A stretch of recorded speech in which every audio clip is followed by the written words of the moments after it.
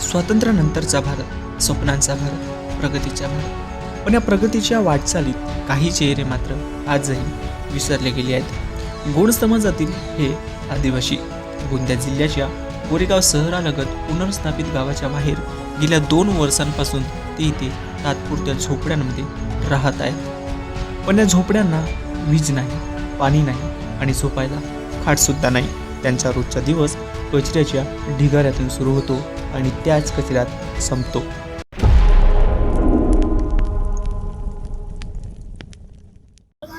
बरं दादा, तुमचं नाव काय प्रताप पर्वतधुळे. आणि तुमची वस्ती? आमचा जिल्हा पडतो वाशिम, तालुका कारंजाला आणि गाव काजळेश्वर उपर. तर तुम्ही काही शिक्षण वगैरे घेतलंय का? घेतला होता का 6वी पर्यंत? कोणत्या वर्गापर्यंत? 6वी पर्यंत. 6वी. त्यानंतर तुम्ही शिक्षण घेतलं? धंद्यावर लागलो. अच्छा. तर काय धंदा करता तुम्ही? दादा हे मी वगैरे फ्रूट वगैरे विकतो, खारका मनुका वगैरे, ड्रायफ्रूट. ड्रायफ्रूट. तर हा माल- औषधी विकतो. खानदानी धंदा म्हणजे आमच्या जवळचाच. तर ह्या औषधीने लोकांना फायदा होतो का? हो, होतो दादा. कोणाला होतो शूट, कोणाला शूट होत नाही. म्हणजे आता तो स्वतःच्या प्रकृतीवर राहतो. तर कोणकोणत्या रोगांवर तुम्ही मग औषध? हे वाताबद्दल देतो, मुळ्याबद्दल, पोटामध्ये काय गॅस होते, हातपाय वगैरे दुखते.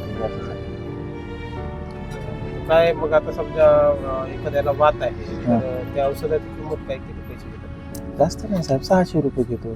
40 दिवसाची कोर्स राहते. अच्छा. 600 रुपयात 40 दिवस औषध कोर्स राहते.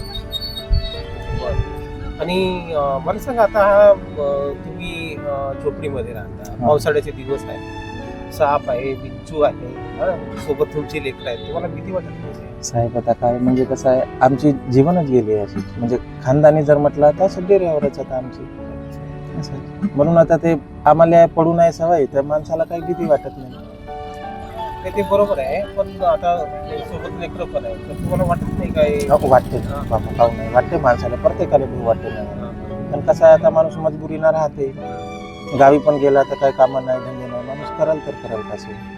म्हणून आता इकडे आपला वरचावर पोटही भरते, 50-60 रुपये वाचतं काही आपल्याला, हे समजून चालतं. तर मग आता इथे झोपडीमध्ये लाईटची व्यवस्था नाही दादा, काहीच लाईट वगैरे नाही. ते खायचा तेलाचा लावतो दिवा, त्याच्याने चालतो. मग हे लेकरं तुमची शाळेत जातात? शाळेत जातात दादा. कुठल्या शाळेत? हे तर श्रीरामपूरच्या शाळेत जातात, पुनर्वसन. पुनर्वसन शाळेत. तर या तुमच्या आता एकंदर झोपड्यांमध्ये लेकरं किती? इथं माझ्याकडे 5 लेकरं आहेत. 5 शाळेत जातात? 5 लेकरं शाळेत. हो. आणि तुम्ही कुठल्या समाजाचे? दादा आम्ही गोंड समाजाचे, गोंड समाज, आदिवासी. आदिवासी. बरं. तर तुम्हाला शासनाच्या काही योजना तुमच्यापर्यंत पोहोचतात का? आता तुम्ही जसे वाशिम जिल्ह्यातला, तर तो तर आदिवासी जिल्हा आहे, तर शासनाच्या काही काय सुविधा तुमच्यापर्यंत पोहोचलेल्या? सुविधा तर दादा भेटते, लाभ पण आम्ही घेतो त्याचा. पण आता म्हणजे कसं आहे, शेवट इकडे आम्हाला पोट भरायला शेवट यावंच लागतं. शासनाचा भेटते आम्हाला सुविधा वगैरे भेटते. पण आता हा जो इंटरनेटचा काळ आहे, मॉडर्न जमाना आपण म्हणतो, त्या मॉडर्न जमान्यामध्ये तुम्ही अशा प्रकारचं जीवन जगता, तुम्हाला वाटत नाही का याच्यात थोडा बदल झाला पाहिजे? नाही वाटते दादा, कोणाला नाही वाटत. इथं कोणाला तरी वाटते, काही तर हौसा वाटते माणसाला. लहान लेकरं धरून, लेकराचं शिक्षण जाते वेळेवरती.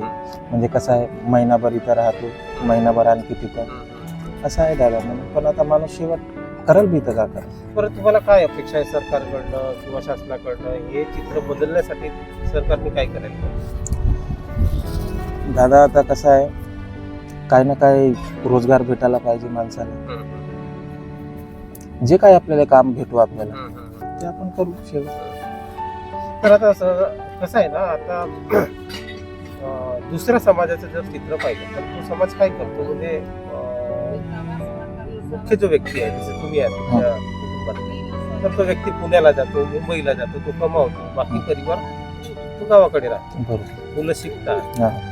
तो व्यक्ती कमावून पैसे पाठवतो. तर असं करता येणार नाही, म्हणजे हा पूर्ण परिवारच घेऊन येण्यापेक्षा त्यांनी लेकरांचं शिक्षण पण बरोबर सुरू राहील आणि म्हणजे परिवार एका ठिकाणी राहील, दादा कसं आहे, सुरक्षित राहील हे सगळं. पहिली तर गोष्ट काय, आपली शिक्षण नाही झाली, हम्म, बरोबर. हम्म, त्याच्या काही मुळे आपण कोणत्याही कंपनीतही जाऊ नाही शकत, हम्म, बरोबर. कंपनीतही दादा गेला नाही का माणसाले, 1-2 वेळ गेलो मी सुद्धा कंपनीत, पण सुपरवायझर लोक काही लोक पेमेंट बरोबर देत नाही. महिन्याचे 12-15 हजार रुपये भेटतात, त्याच्यातला 3-3 हजार रुपये मेसचा डब्बा जातो. बाकीचा दादा 1,000-2 हजार रुपये आपल्यालाच खर्चायला लागतो, वेळेवर दुःख आहे सुख आहे, बरोबर. दादा 7-8 हजारामध्ये घर चालवल कसा माणूस. दुनियातली महागाई पाहिजे. आज पिठाचा भाव 50 रुपये किलो झाला, तांदळाचे भाव 50 रुपये किलो झाले, तेलाचा भाव 45 रुपये भाव झाला. माणूस जगाल का? माणूस संध्या जर कधी सकाळी 500ची नोट मोडते ना, संध्याकाळपर्यंत खिशात एक आठाने राहत नाही. माणूस करेल का शेवट नोकरी करून? तर आता हा जो तुम्ही व्यवसाय करता स्वतःचा, यामध्ये तुम्ही किती कमवता? दादा जे काही म्हणजे आता चाला धरून 500-600 रुपये रोजी पडते आम्हाला, त्याच्यातले 300-400 रुपये खर्चाले जातात, 100 रुपये 150 रुपये वाचत असते. अच्छा, तुम्ही ते वाचवता. बरं. आता मला सांगा, तुमचं म्हणजे काय काय खाता तुम्ही जेवणामध्ये? तुमचं जेवणामध्ये काही दादा वेगळं आहे का? नाही एकच जेवण, हा. भाकर खातो आम्ही, भात आणि भाजी, दुसरं काहीच नाही. बरं. आणि नॉनव्हेज वगैरे? नॉनव्हेज वगैरे दादा आता तर बंद आहे सध्या, खातो पण बायचानच खातो दादा, हप्त्यातून एखादा वेळ. आता गावाकडे कोण कोण जातो? गावाली आई आहे, हा. बस आईच आहे आता एकटी. भाऊ पण बाहेरच आहे, आणि भाऊचे मुलं जी आता गेलेले आहेत तिथे, ते गेलेले. तर तुम्हाला शासनाकडनं काय अपेक्षा आहे? आता काय तुमच्यासाठी शासनाने करायला पाहिजे, किंवा ही तुमची अशी भटकंती आहे ती थांबू शकेल, काय वाटतं तुम्हाला? दादा आता शासनातर्फून तर आम्हाला एवढाच आहे बाबा, आता काय बोलावा जास्त, आणि तेवढा समजतही नाही त्याचं, बरोबर आहे माझं म्हणणं. आता तेच आपल्याला काय ना काय चांगली रोजगार हवा, बस त्याच्यावरच जीवन. आता काय नोकरीची तर आपण अपेक्षा ठेवू शकत नाही. Yes. तर मुलांविषयी काय विचार करता? किती शिकवायचे आहे तुम्हाला? नाही मुलांना लाई शिकवायचं आहे. आता आपली तर जीवन गेली अशी, आपण पाहिलो आता डेऱ्यावरती राहणं म्हणजे बस. आम्हाला सरकारकडून काहीच नाही, बस आमच्या लेकराला सुविधा भेटायला पाहिजे, लेकरांचं शिक्षण झालं पाहिजे, हाच अपेक्षा आहे सरकारकडून. आणखी काय?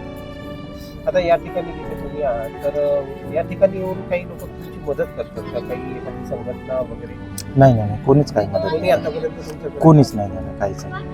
काही अपेक्षा आहे का तुम्हाला लोकांकडून? आता काय दादा, अपेक्षाही असेल, पण माणूस तोंडाला मागून का करेल?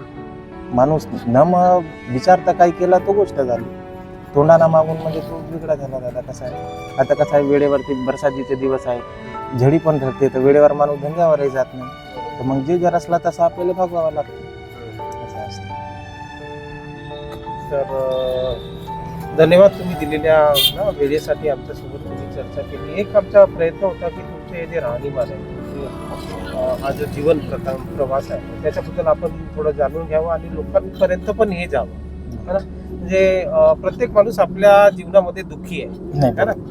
तर मला वाटते ते जे दुःख आमच्यासारख्या माणसांचं आहे, ते तुमच्यापुढे खूप छोटं आहे, पण लोक त्याला खूप मोठं करून दाखवतात.